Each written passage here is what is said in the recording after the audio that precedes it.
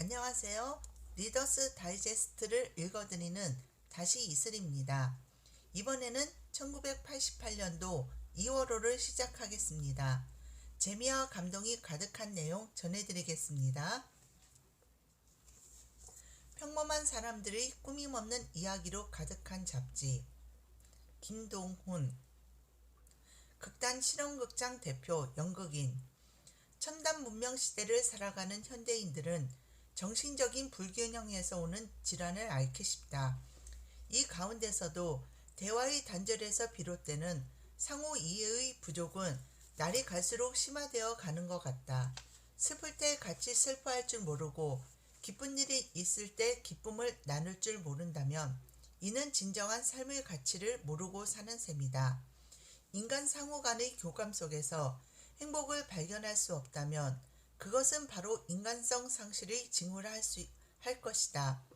인간적인 삶이란 곧 사람과 사람을 서로 묶어주는 공감대를 형성해 가는 과정이라고 할 수 있기 때문이다. 괄목할 만한 경제 성장과 더불어 우리의 문화 수준은 날로 향상되고 있다. 이에 따라 지식을 향한 욕구도 대단하다. 요즘 들어 우리는 상업적으로 혼탁해진 대중문화의 홍수 속에서 산다고 해도 과언이 아닐 것이다. 시시각각으로 쏟아져 나오는 엄청난 정보와 수많은 책자들, 그리고 각종 매체의 폭발적인 증가로 인해 우리는 가히 정신을 차릴 수 없을 정도이다. 그러나 각계각층의 사람들에게 유익한 정보와 재미있는 이야기를 제공하는 잡지는 그리 흔치 않다. 이런 점에서 리더스 다이제스트는 건강한 삶의 방향을 제시해주고 재충전할 수 있는 생명력을 갖고 있는 잡지라고 생각한다. 리더스 다이제스트를 읽고 있노라면 마치 하늘의 모래에서 세계를 본다는 말이 실감이 난다. 세계 각국에서 취재된 갖가지 기사들은 우리의 상식을 늘려주고 세계인과의 공감대를 형성시켜주는 한편 보다 나은 인간 사회에 대한 비전을 제시해주고 있다. 리더스 다이제스트의 기사들은 늘상 보는 평범한 주제와 내용을 담고 있으면서도 그 속에 아름다운 인간 본연의 모습을 생생하게 그려주고 있다. 정말 평범한 사람들이 꾸밈없는 이야기들로 가득 차 있다. 문장 또한 간결하고 함축성 있는 언어들로 짜여 있어 읽는데 지루함이 없다. 여러 해 동안 리더스 다이제스트를 보아오면서 나는 우리의 일상생활에 가려져 있는 인생의 또 다른 모습을 좀 더 따스한 눈으로 바라볼 수 있게 되었다. 이 책을 여러 사람에게 권하고 싶은 마음이 든다.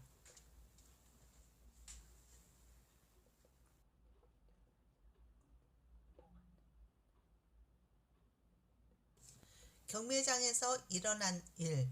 폴 하비. 미주리주 캔자스시 경찰서 경매장에서 애키지 않는 감동의 순간이 찾아왔다. 경찰서 물품 보관 창고에 쌓여있는 온갖 잡동사니들을 보면 놀라지 않을 수 없다. 경찰이 회수한 물품 가운데 임자가 나타나지 않는 것들이 거기 보관되어 있다. 증거로 채택되었다가 풀려난 물건도 있다. 가히 없는 물건이 없다고 할 만하다. 카메라, 스테레오, 스피커, 텔레비전 수상기, 연장 상자, 자동차 라디오 등 이런 인자 없는 물건들은 1년에 한 번씩 경매에 붙여져 처분된다. 미국 리주 캔자스시티 경찰서가 1987년도에 실시한 경매에는 자전거가 여러 대 나왔다. 첫 번째 자전거가 경매에 붙여져서 경매인이 누구 가격을 부를 분 없느냐고 물었을 때 맨 앞줄에 있던 한 어린 소년이 $5 하고 값을 매겼다. 아마 10살이나 12살쯤 돼 보이는 어린 소년이었다. 자, $5 나왔습니다. 더 부를 분 없습니까? $10, $15 없습니까? 경매가 진행되는 동안 경매인은 다시 그 어린 소년을 바라보며 외쳤지만 소년은 잠자코 있었다. 또 다른 자전거가 경매에 붙여지자 앞서의 소년이 제일 먼저 $5를 불렀으나 더 이상 값을 올리지는 않았다. 몇 대의 자전거가 경매에서 낙찰되는 동안 똑같은 일이 되풀이되었다. 소녀는 그때마다 5달러를 부른 뒤 더 이상 값을 올리지 않았는데 5달러는 자전거를 낙찰시키기에는 적은 돈이었다. 자전거는 보통 35달러나 40달러, 어떤 거는 100달러가 넘는 값으로 낙찰됐기 때문이다. 잠시 동안의 휴식 시간이 찾아왔을 때 경매인은 소년에게 값을 올렸으면 좋은 자전거를 살 수 있는데 왜 번번이 놓쳤느냐고 물었다. 소년은 자기가 가진 돈이 5달러뿐이라고 설명했다. 다시 경매가 속개되었다. 몇 대의 카메라와 라디오, 자전거가 아직도 팔리지 않고 있었다. 자전거 경매가 나올 때마다 소년은 5달러를 불렀다. 그러나 번번이 다른 사람들이 더 높은 값을 불러 낙찰시켰다. 그러나 경매장에 모인 사람들이 이 소년을 눈여겨보기 시작했다. 그들은 어떤 일이 벌어지고 있는지 알아차리기 시작했다. 1시간 반이 지루하게 흘러가자 경매도 이제 파장에 가까워졌다. 그러나 아직 자전거가 한 대가 남아 있었는데 진짜 멋진 자전거였다. 10단 변속 기어에 이중 브레이크에다 발전기로 켜지는 헤드라이트가 붙은 신품처럼 보이는 날씬한 자전거였다. 경매인이 외쳤다. 누구 값을 부를 분 없습니까? 여전히 맨 앞줄에 있던 소년이 이제 체념한 듯한 낮은 목소리로 되풀이했다. 5달러요. 그러자 경매인은 조용히 입을 다물었다.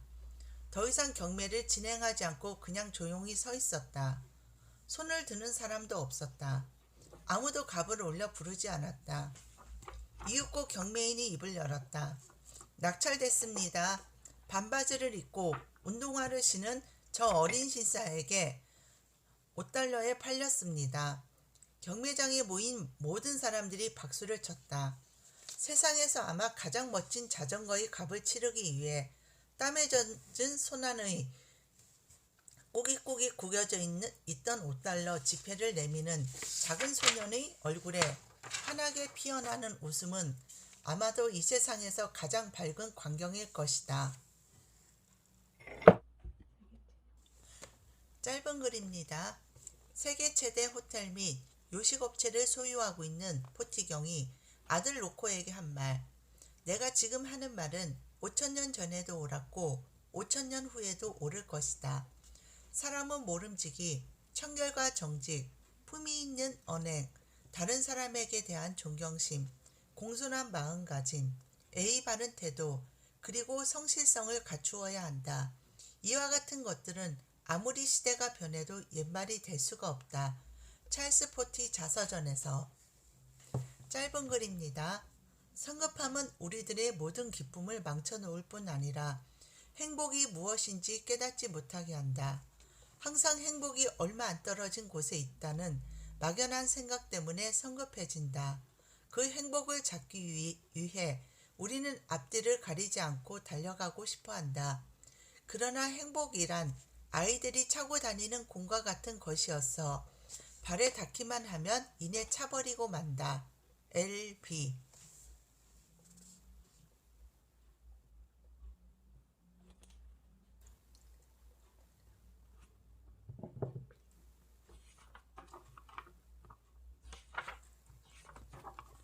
사춘기를 맞은 딸에게 패트리셔 셜록. 성년으로 가는 여행은 오직 너 혼자 해야 되는 것이다. 아빠와 엄마가 내게 약속할 수 있는 것은 변함없이 부모의 도리를 다하겠다는 것밖에 없다. 사랑하는 딸 매그에게 어제 아빠와 엄마는 너희 어린이 시절 소지품을 모두 한데 싸서 치워버렸단다. 너는 이제 13살이 됐고 이제 그런 물건들을 치울 시기라고 너도 말하지 않았니? 여기는 어린 소녀의 방입니다. 라고 말하는 듯한 인형의 집, 요람, 그리고 내가 갖고 놀던 장난감들은 모두 창고 속으로 들어갔다. 너는 내 방이 좀 더 성숙한 여자의 방처럼 보이도록 꾸미려고 포스터를 붙이고 음악 테이프를 가져다 놓고 싶어 했지. 너는 엄마 아빠의 세 번째 딸이기 때문에 너희 그 선언에 우리는 조금도 놀라지 않았다. 놀라운 것이 있었다면 그것은 그 시기가 너무도 빨리 왔다는 것뿐이다. 너는 갓 태어난 아기였잖니. 언제부터 내가 어두운 것을 안 무서워하게 됐더라? 우리가 마지막으로 술래잡기를 한 것은 언제인지 생각나니? 그때 너는 다 숨었어? 이제 눈 떠도 돼? 하며 거침없이 떠들었지. 그러나 이제 너는 준비가 됐건 안 됐건 눈을 뜨기 시작했다. 너는 반은 아이고 반은 처녀라는 모순덩어리가 됐어. 너는 언제나 안전하고 친숙했던 세계를 넘어 신나는 새로운 세계로 들어가고 싶을 거야. 사춘기의 문턱에 갓 들어선 내 딸 매그야.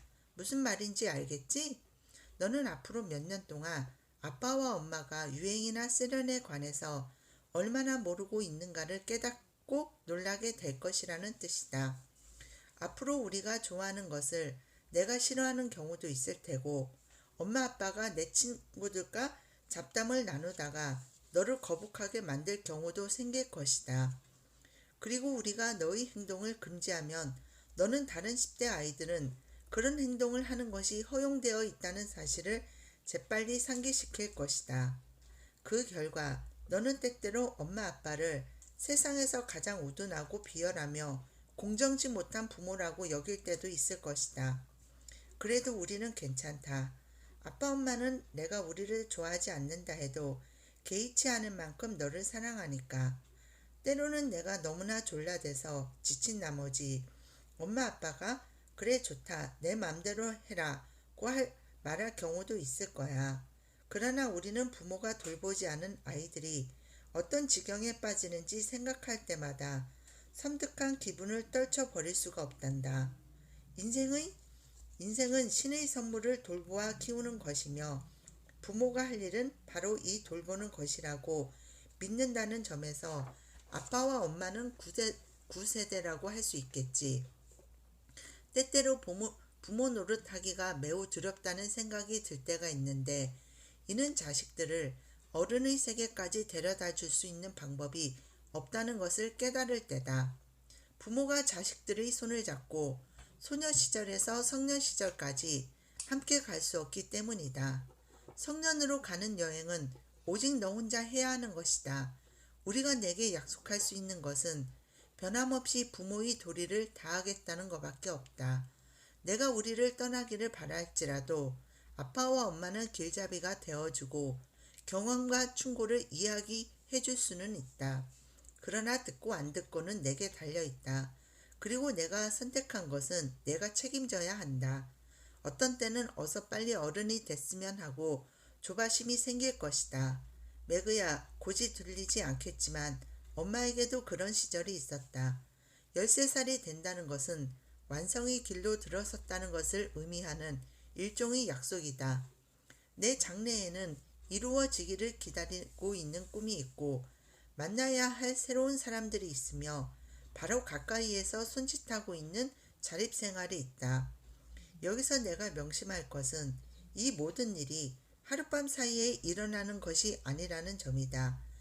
그것은 내가 원한다고 되는 일이 아니니까. 얼마 전 내가 나한테 의논할 일이 있어 얘기할 때 내가 건성으로 듣고 있다는 것을 눈치챈 너는 두 손으로 내 얼굴을 감싸지고 나무라듯 말한 적이 있었다. 엄마, 눈으로 내 말을 듣고 가슴으로 나를 보세요. 너는 아빠와 엄마에게 많은 것을 가르쳐 주었다. 너는 언제나 몽상가였고 시인이었으며 폭풍우가 지나간 뒤 무지개를 쫓는 어린이였다. 매그야, 내가 엄마와 아빠의 인생에 가져다 준 그 모든 기쁨과 아름다움을 정말 고맙게 생각한다. 나는 내가 언제나 인생을 눈으로만 보지 말고 가슴으로 보기를 기도한다. 사랑하는 엄마가. 짧은 글입니다. 침묵이 불쾌할 때가 있기는 하지만 말로 인한 불쾌감보다는 덜하다. VB.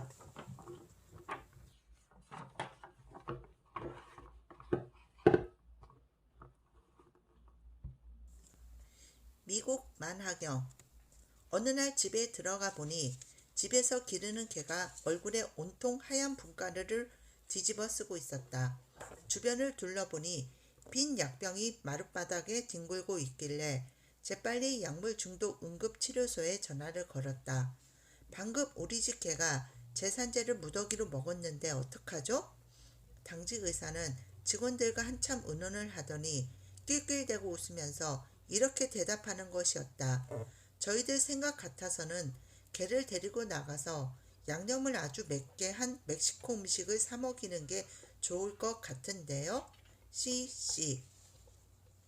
나하고 라켓볼을 함께 치는 친구는 시합에서 지든 이기든 전혀 감정을 드러내지 않는 사람이었다. 어느 날 같이 게임을 할 때였다. 나는 그날따라 유난히 공이 잘 받는 데 비해 그는 무척 고전을 하고 있었다. 그가 치는 공은 빗맞기가 일쑤였고 어쩌다 맞힌 공은 내가 치기 좋게 내 쪽으로 오는 바람에 나는 쉽게 점수를 따곤 했다. 그래도 그는 아무 말이 없었다. 결국 경기는 내가 이기는 것으로 끝이 났다. 잠시 후 그 친구는 천천히 공 있는 곳으로 걸어가더니 공을 집어든 다음 그것을 꽉 깨물어 버렸다. ES. 2주간의 야영을 끝내고 돌아오는 길에 한 구멍가게에 들려 아이스크림을 사 먹었다. 가게 주인 여자가 그래 모두들 재미있게 지내셨수? 하고 물었다. 정말 신나게 놀았죠. 그런데 지금 우리가 야영을 하러 출발하는 게 아니라 돌아오는 길이란 걸 어떻게 아셨죠? 그랬더니 여주인이 뻔한 것 아니냐는 듯한 말투로 대답하는 것이었다. 그야 뻔하잖수. 얼굴은 햇빛에 타고 몸에서는 장작불 냄새가 나는 데다 머리가 엉망진창이니 금방 알 수밖에. JMS. 캔사스주 위치타에서는 두 군데에서 흘러 들어오는 강물이 시내 한복판에 합쳐 흐른다. 그곳에서는 약 5천 마리의 캐나다 야생 거위가 겨울을 난 다음 2월 말이면 어김없이 떠난다. 그런데 지난해 봄에는 이상한 일이 있었다. 나하고 딸 사위 세 사람이 강변의 뚝을 따라 차를 타고 가는데 한 대의 야생 거위와 집 거위들이 반반씩 어울려서 정답게 놀고 있었다. 나는 그걸 보고 놀라서 저 야생 거위들은 왜 아직 안 떠나고 있는 걸까? 하고 말했다. 그러자 딸이 아주 그럴듯한 대답을 하는 것이었다. 이곳 처녀들하고 결혼을 한 모양이죠 뭐. MP. 내 친구가 4년 사이에 세 번째 아이를 낳게 되자 내가 나서서 먼저 태어난 두 아이들을 하룻밤만 봐주기로 했다. 그런데 하룻밤만 봐준다는 것이 며칠이 되고 보니 그 아이들이 써야 할 물건들이 떨어지게 되어서 우리 남편이 내 친구 남편한테 가서 물건을 얻어와야 했다. 필요한 건 다 얻어왔어요? 하고 물었더니 남편이 씩 웃으며 이렇게 대답했다. 그럼 기저귀 한 상자하고 옷까지 두 부대, 게다가 두 아이 출생증명서까지 가지고 왔는걸? CPP. 자동차를 고치느라고 정비 공장에 가서 몇 시간을 지루하게 기다리고 있었다. 정비가 끝난 다음에 보니 갈아 끼운 부품을 담은 주머니를 비롯해서 플라스틱이나 쇠로 만든 물건들이 내 차 바닥에 여기저기 흩어져 있었다. 나는 그것들을 모두 주워 들고는 정비 책임자한테 가지고 가서 다짜고짜 따졌다. 당신네 정비사가 내 차 안에다 이따위 물건들을 잔뜩 어질러 놨는데 도대체 어떻게 된 거요? 내가 화를 내자 책임자는 부품을 살펴보더니 뭔가를 생각하는 듯한 표정을 지으면서 이렇게 대답했다. 글쎄요, 주머니에 있는 것들은 팔걸이하고 볼트 와셔 같은 것들이군요. 그리고 여기 이것들은 아이들이 갖고 노는 장난감 벽돌이고 이 두 개는 장난감 구남이고 나머지는 애들이나 봐야 알만한 물건들이군요. LG. 플로리다 주에 있는 디즈니 월드의 에프코트 센터를 둘러보면서 우리는 인간의 상상력을 자극하는 디즈니의 능력을 피부로 느끼게 되었다. 가게들을 돌아다니며 이 물건 저 물건 만지면서 가격표를 비교해보는 동안 우리는 마치 프랑스에 와 있는 것 같은 상상에 빠져들고 말았다. 그런데 나하고 함께 갔던 친구가 물건 하나를 집어들더니 요리조리 한참 들여다보는 것이다. 그러더니 나를 돌아보면서 이렇게 말하는 것이었다. 미국에선 더 싼 거 같지 않니? RM. 오늘 내용은 여기까지입니다. 재미있게 보셨다면 좋아요, 구독 부탁드려요. 감사합니다.